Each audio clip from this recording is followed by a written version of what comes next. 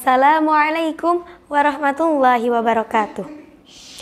Alhamdulillahilladzi hadana lidinihilladzi akmalahu wartadahu wassalatu wassalamu ala nabiyhi sayyidina Muhammadil ladzi tabahu min khalqihi wastafah amma ba'du. Puji dan syukur marilah kita panjatkan kepada kehadirat Allah Subhanahu wa taala yang telah memberikan kepada kita beribu-ribu nikmat yang tak dapat kita hitung. Salawat serta salam marilah kita curah limpahkan kepada Nabi kita Nabi Muhammad sallallahu alaihi wasallam yang telah membimbing kita dari zaman jahiliyah ke zaman yang terang benderang ini. Berdirinya saya di sini, saya akan menyampaikan sedikit kultum dengan judul keutamaan memberi makanan untuk berbuka puasa. Sekecil apapun amalan yang kalian lakukan di bulan puasa, kalian akan mendapatkan pahala yang dilipat gandakan oleh Allah Subhanahu wa taala. Allah Subhanahu wa taala menjanjikan ganjaran yang sangat-sangat luar biasa bagi orang yang melakukannya.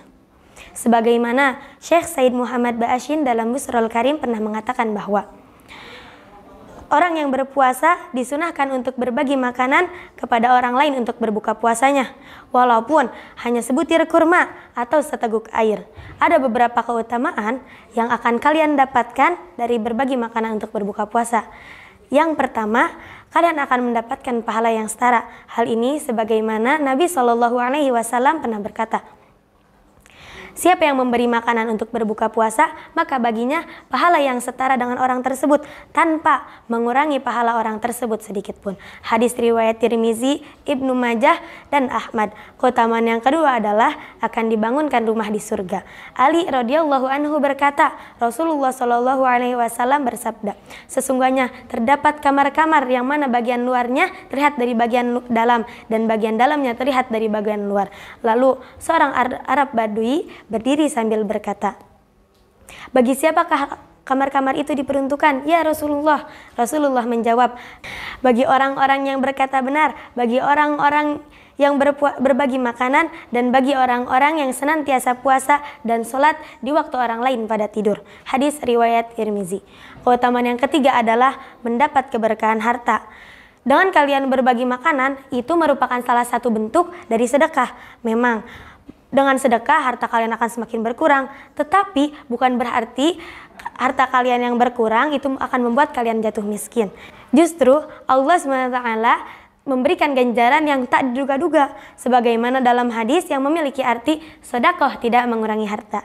Hadis riwayat Muslim. Allah SWT juga berfirman dalam Al-Quran surat Al-Hadid ayat 18, A'udzubillahi minasyaitonirrajim, Bismillahirrahmanirrahim. Innal musaddiqina wal musaddiqati wa aqradullaha qardan hasanan yudha'afu lahum wa lahum ajrun karim. Yang artinya sesungguhnya bagi orang-orang yang membenarkan Allah dan Rasulnya, baik laki-laki maupun perempuan, dan ia meminjamkan kepada Allah pinjaman yang baik, niscaya orang itu akan dilipat gandakan pembayarannya kepada mereka dan baginya pahala yang banyak. Kalian selaku yang menerima makanan tersebut sudah sepatutnya untuk berterima kasih kepada orang yang memberikannya. Kalian juga bisa mendoakan orang tersebut dengan doa ini. Bismillahirrahmanirrahim. Allahumma atimman at'amani wa asqiman asqani. Yang artinya, ya Allah, berikanlah makanan kepada mereka yang memberiku makanan, dan berikanlah minuman kepada mereka yang memberiku minuman. Amin amin amin ya rabbal alamin. Keutamaan yang keempat adalah dijauhkan dari api neraka dan diampuni dosa-dosanya. Dengan kalian berbagi makanan, maka Allah Subhanahu wa taala akan menghapuskan dosa kalian yang sudah lalu. Sebagaimana Rasulullah Shallallahu alaihi wasallam berkata, keutamaan yang keempat adalah kalian akan diampuni dosanya dan dijauhkan dari api neraka. Hal ini sebagaimana dalam hadis Rasulullah Shallallahu alaihi wasallam yang diriwayatkan oleh Imam Khuzaimah dari Salman yang berkata, barang siapa memberi makanan kepada orang yang berpuasa, maka amalan itu akan menjadi penghapus bagi dosa-dosanya, dan ia akan dijauhkan dari api neraka serta mendapatkan pahala yang setara dengan orang yang berpuasa tanpa mengurangi sedikit pun pahalanya. Keutamaan yang kelima adalah akan dikabulkan doa-doanya.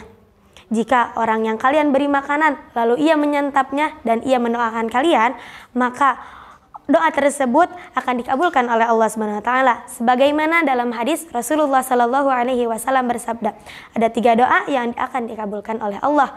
Yang pertama, doa orang yang berpuasa. Yang kedua, doa orang yang teraniaya. Dan yang terakhir adalah doa seorang musafir.